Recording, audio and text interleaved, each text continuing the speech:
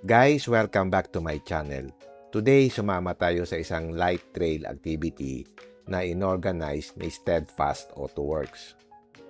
Bale, in-invite niya yung mga clients niya na sumama sa isang light trail dito sa Tanay, Rizal. Maaga kaming umalis dito sa Makati and then nag-meet up din sa iba pang mga kasama along the way. Yung group is composed of iba't ibang owners. So, iba-ibang brand ng sasakyan ng mga kasama namin. Merong Toyota, merong Nissan, merong Ford, may Suzuki, Isuzu, at iba pa. Bale, day trip lang ito at pagkatapos ng activity, uuwi na din sa hapon. It is also a good opportunity na matest din yung mga upgrades na pinagawa ng mga may-ari. Kasi 'di ba si Steadfast AutoWorks doon ka magpapagawa pagka gusto mong magpa-upgrade ng iyong sasakyan. Kahit anong brand pwede sa kanila, although napapansin ko, maraming nagpapagawa sa kanila mga Ford owners. So pupunta tayo ngayon sa Marilake Camp. So ang daan natin dito sa Zigzag Road dito sa Marilake. Kaya pag pupunta kayo dito, medyo alert din kasi marami ding mga kamote riders dito. Alam mo naman, dito sa Pilipinas, kahit wala kang kasalanan, kapag binangga ka ng motor, ikaw pa rin ang may kasalanan. Kaya ingat lang kami para iwas sa disgrasya. So after a while, kumaliwa na kami dito para pumasok doon sa road papuntang Marilake. As you know, merong checkpoint yung barangay dito, so naniningil siya ng entry fee. So para mapabilis, binilang na lang yung kasama sa convoy, tapos nagpaiwan ng isang tao at siya yung nagbayad. Merong kaunting rough road papunta doon sa site, so dito mo rin matest yung iyong suspension. Magandang pumunta ngayong summer kasi hindi maputik. Ang kalaban mo lang talaga yung alikabok. So we expect na meron kaming madadaanan na mga small river crossings, kaya excited din yung lahat. Marami ding mga campsite dito along the road, so mamimili ka lang kung saan mo gustong pumunta. Ito na yung unang river crossing. Medyo mababaw lang siya kasi summer. Kapag ka daw rainy season, medyo mataas yung tubig dito. Kaya walang problema sa mga participants. Kahit 4x2, kaya-kaya to. Medyo mahaba din yung convoy namin. Kaya from time to time, tumitigil kami para hintayin yung iba. So after na mabuo uli yung convoy, diretso na ulit kami. At ganito naman yung itsura ng second river crossing. Tamang-tama din lang yung lalim, saka hindi siya masyadong mahaba, kaya no problem sa mga vehicles.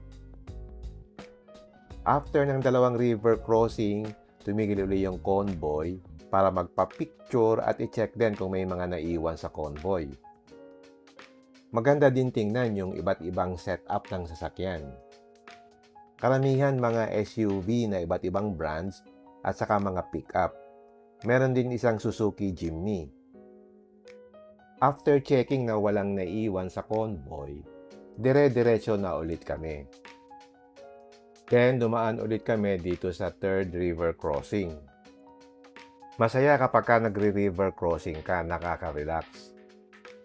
Kaya maganda rin kapag ka meron ganitong mga activity, mas maganda kung naka-lift ang iyong sasakyan.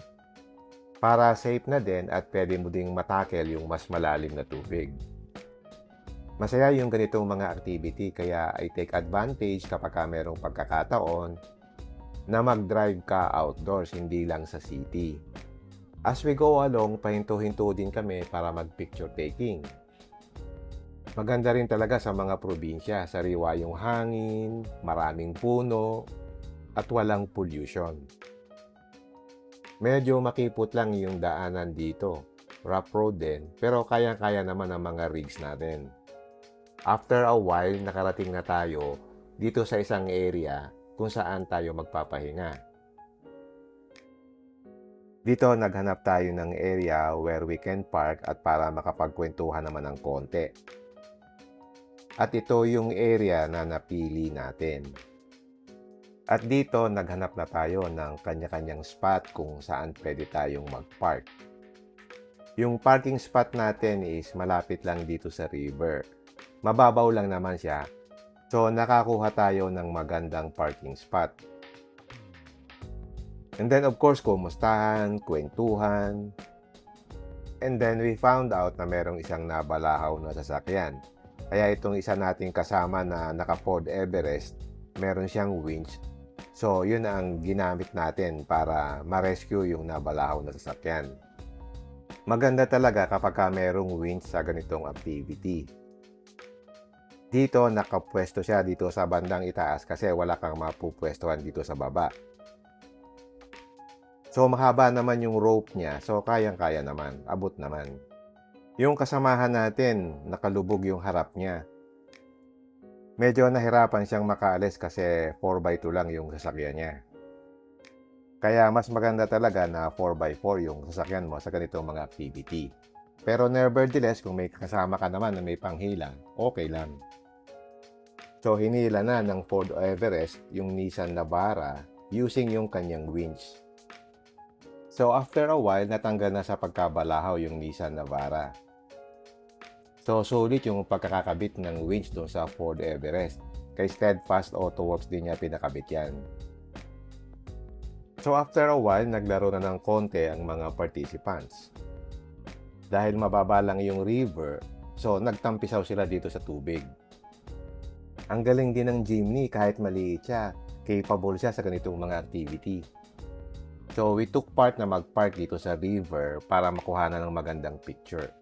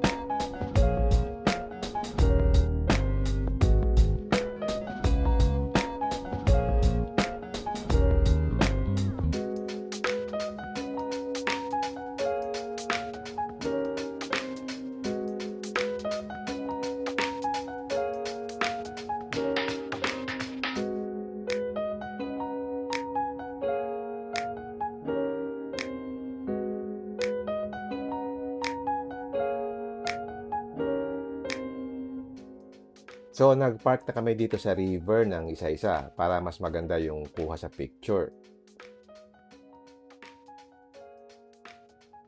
So, ganyan yung itsura ng mga sasakyan namin nung nakapark na. So, after ng pictorial, umalis na din kami. Kasi kailangan naming pumunta doon sa campsite para mag-set up. Ito kasing aming activity is one day lang eh. So, magla-lunch kami doon. Tapos may kaunting activity, after that, uuwi na kami. So, we are now on our way to Marilake Camp. So, yung aming mga dinaanan na river crossing, dinaanan namin uli nung pabalik. Ito yung type of trail na light trail lang talaga. Even 4x2, kayang-kaya yung ganitong mga obstacles.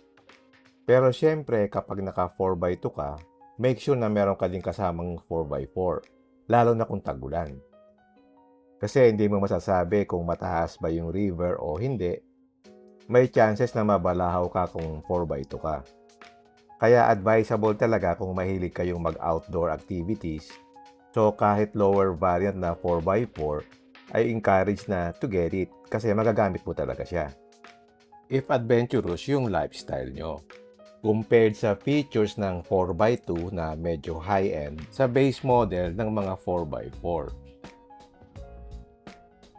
Ang terrain naman dito is more on the rocky side. So, dahan-dahan ka lang dito since hindi mo naman pwedeng pabilisin yung vehicle kasi mabato nga. Unlike doon sa Pinatubo na ating pinupuntahan, may konting mga rocks especially doon sa may technical na side. For the most part, lahar or sandbed siya. So, pwede mo siyang hatawin if naka-Raptor ka. Pero in this case, tanay ito, iba naman yung terrain.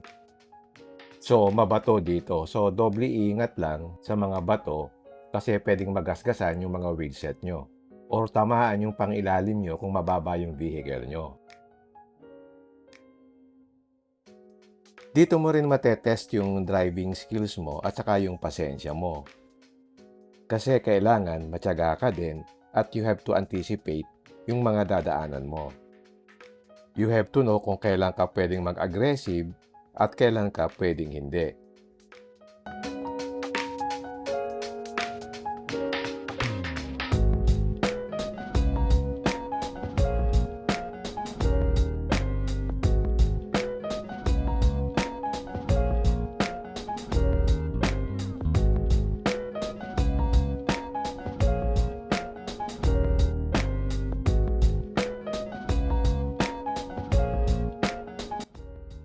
And then we reach na itong ating camping area, itong Marilake Camp, dito sa Tanay, Rizal.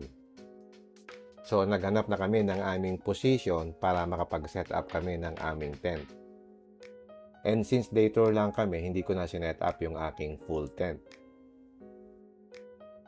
Ginamit ko na lang itong maliit na automatic tent na madali ding iligpit. So ganun din yung ginawa ng mga kasamahan natin. So, ganito yung setup ng mga kasama natin. Iba-iba kami ng sasakyan, so iba-iba din ang mga setup. So, ganito yung setup ng grupo.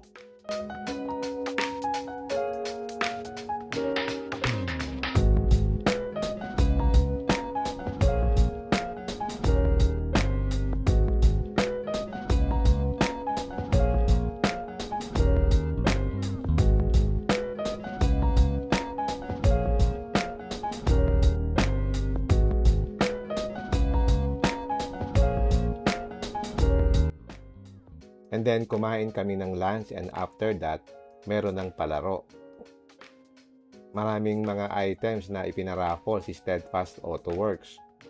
Andun din si Team Ride Max na nagparaffle din ng mga items. After nung games and raffle, nag-impake na din kami. So, overall, masaya yung naging activity. Salamat nga pala sa Steadfast Autoworks for inviting us. So, ginagawa nila ito every year sa kanilang mga clients. Parang one way of giving back daw sa kanilang mga clients. Hopefully, makasama ulit kami next year. Okay, hanggang dito na lang. I hope nakapagbigay ako sa inyo ng idea about our activity dito sa Marilake Camp. Alright, if you like this video, don't forget to like, share, and subscribe. Until next time, see you again in my next vlog. Bye!